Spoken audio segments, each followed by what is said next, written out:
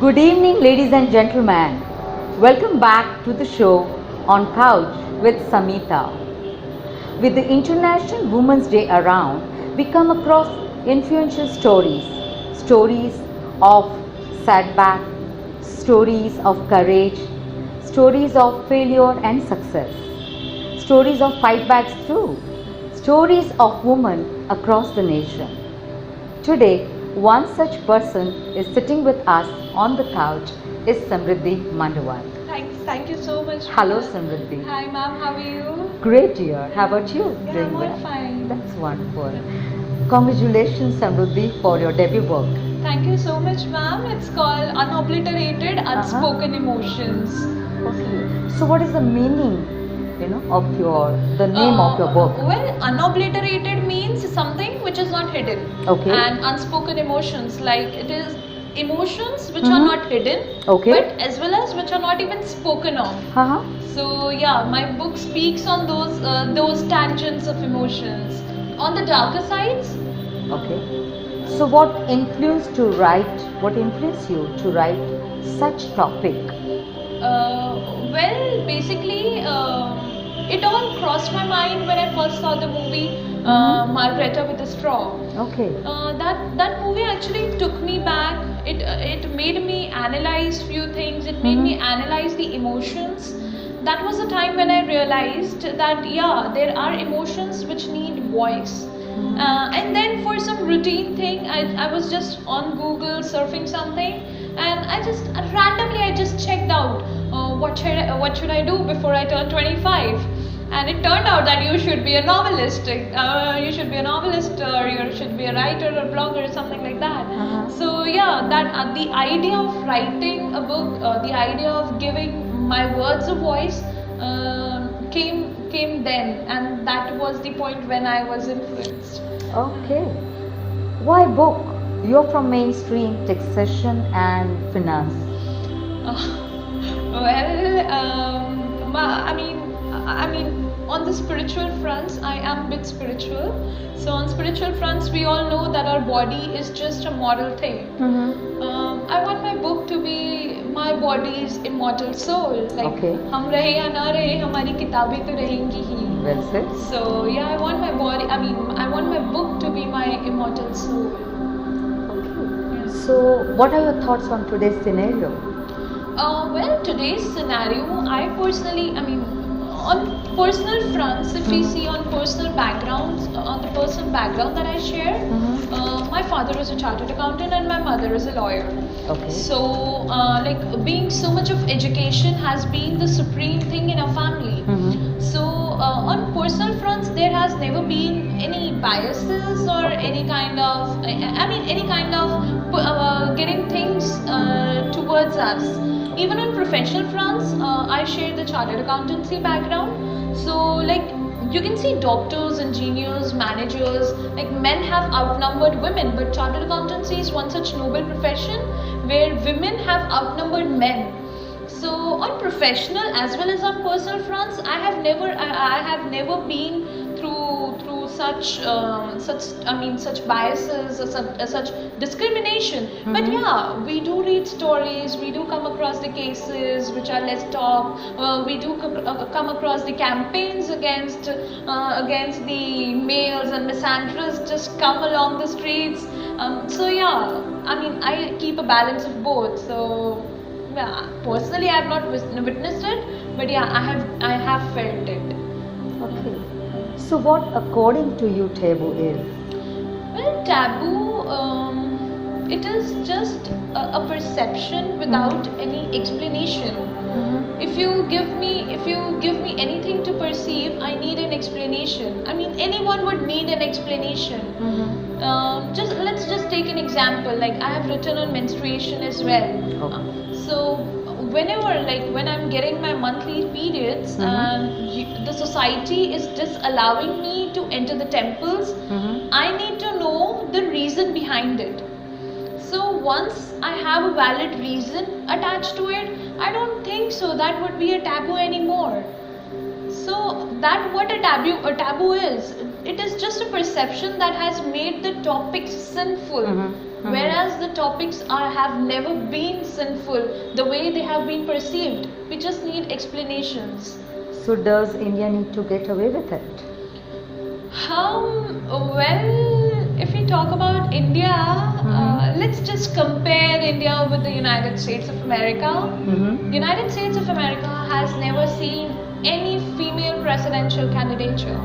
Even like Hillary Clinton, she got the seat. She got the seat, but she could not. So Americans don't place trust on women.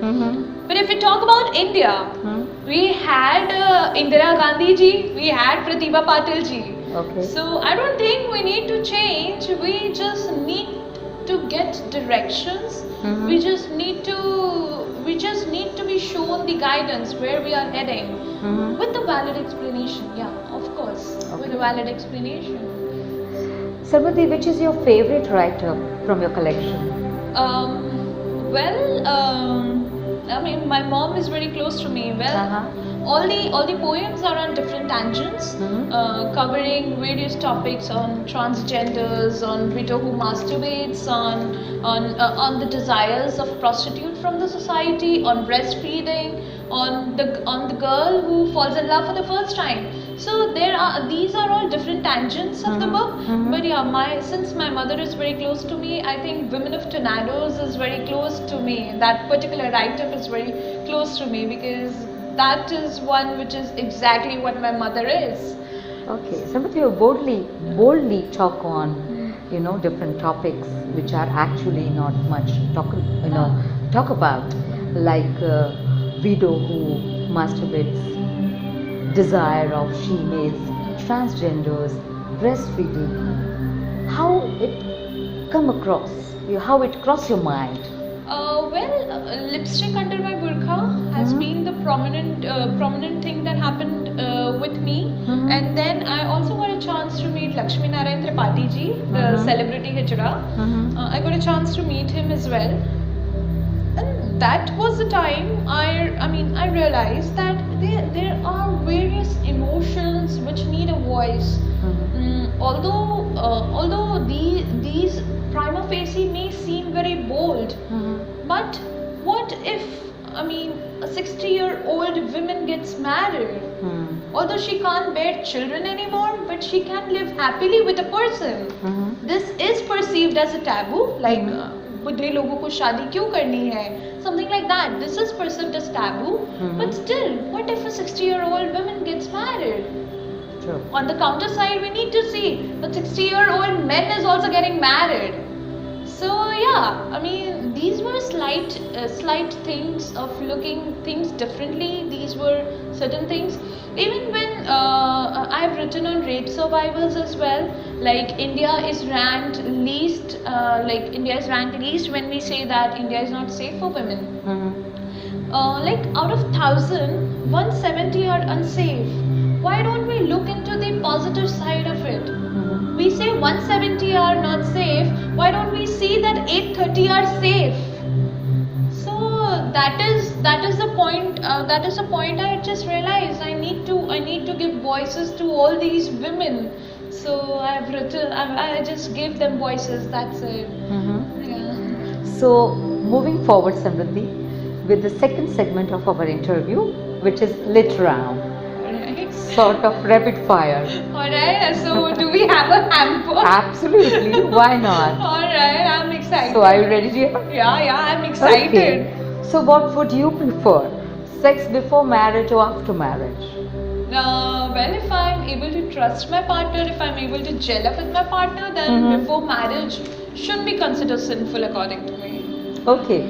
Changes in existing legal mechanism or regulate new ones?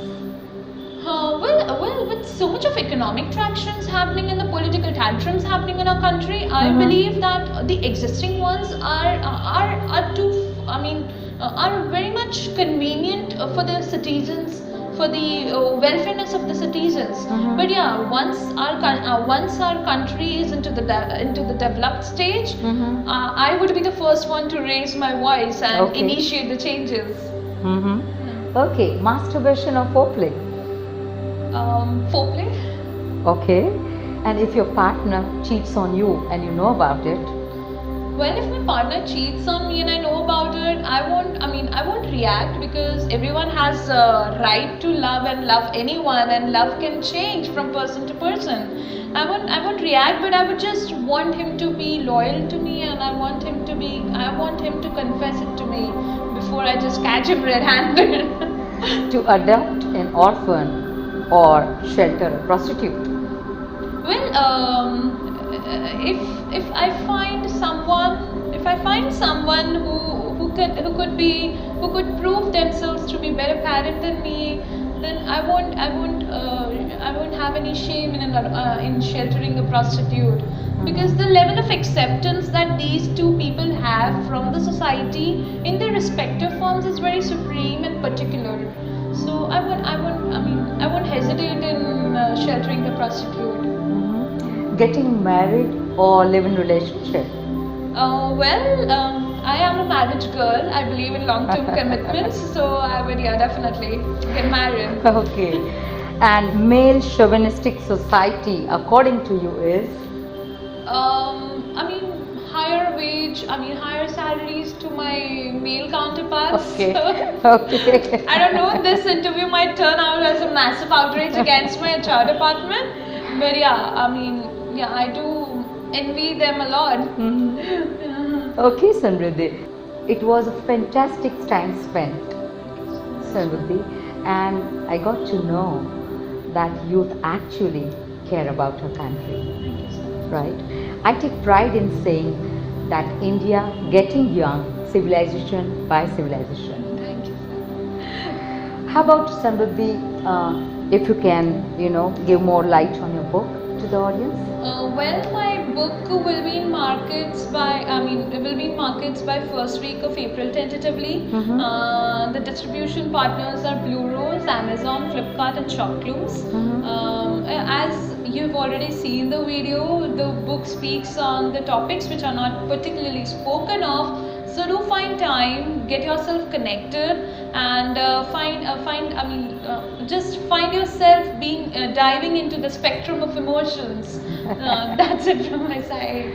True. So we wish you wonderful luck, Samridhi, Thank you and thanks so for much. coming. Thank you so Good much. luck to you.